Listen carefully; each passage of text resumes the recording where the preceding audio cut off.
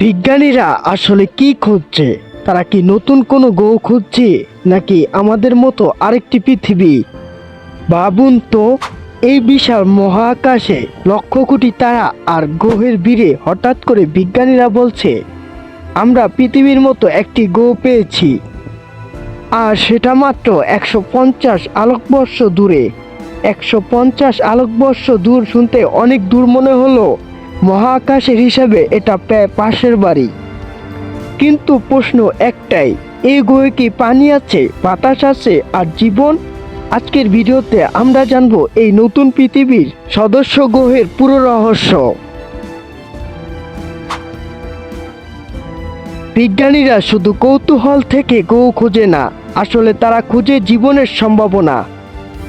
আমাদের পৃথিবীতে পানি আছে, বায়ুমণ্ডল আছে, সূর্যের সঠিক দূরত্ব অবস্থান, এই তিনটি মিলে জীবন সম্ভব হয়েছে।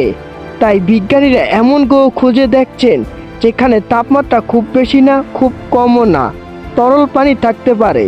এই অঞ্চলকে বলা হয় হ্যাবিটেবল জোন, এবং নতুন যে গ্রহটি পাওয়া গেছে তা ঠিক এই জোনে অবস্থান করছে। এই গ্রহটি আমাদের সৌরজগতের বাইরে একটি লাল বামন তারকা ঘিরে ঘুরছে। লাল বামন তারা ছোট হলেও দীর্ঘদিন চলে থাকে। এই গ্রহটির আকার পৃথিবীর প্রায় সমান।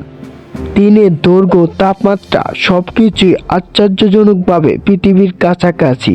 এই কারণে বিজ্ঞানীরা একে বলেছে সবচেয়ে সম্ভাবনা আর্থ লাইক প্ল্যানেট। আপনি কি জানেন, গ্রহ দেখা যায় না, বোঝা যায় না।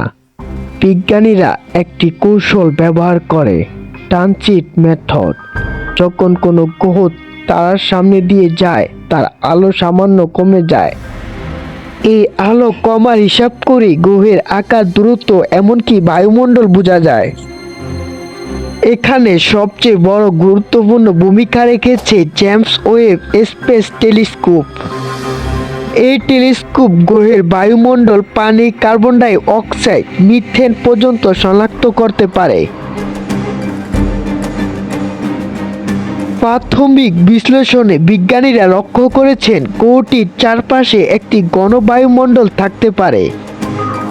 আর বায়ুমণ্ডল থাকলে পানি থাকার সম্ভাবনা থাকে। কিছু রাসায়নিক সংকেত বলেছে যেখানে মেঘ, বৃষ্টি, এমনকি সমুদ্র থাকতে পারে। ভাবুন তো, আমাদের মতো নীল একটা গ্রহ এই মহাবিশ্বের আরেক জায়গায়।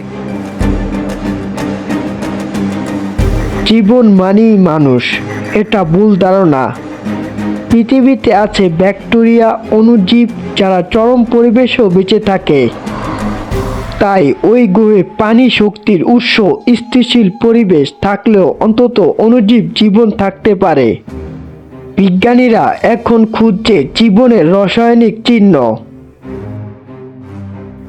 150 আলোককোষ মানে আজকের প্রযুক্তিতে হাজার হাজার বছর। কিন্তু বিজ্ঞান থেমে নেই। ভবিষ্যতে লাইট সেল, এআই চালিত মহাকাশযান, প্রজন্ম ভিত্তিক স্পেসশিপ, এসব নিয়ে গবেষণা চলছে। আজ যা অসম্ভব, আগামী 200 বছর তা সম্ভব হতে পারে। এই গ্রহ শুধু আরেকটা গ্রহ না, এটা আমাদের মনে করিয়ে দেয় আমরা একা নই। মহাবিশ্বে বিশাল আর জীবন হয়তো বিরল নয়। হয়তো একদিন আমরা আকাশের দিকে তাকিয়ে বলবো, ওখানে কেউ আমাদের মতোই আকাশের দিকে তাকিয়ে আছে। আপনার কি মনে হয়, আমরা কি মহাবিশ্বে একা?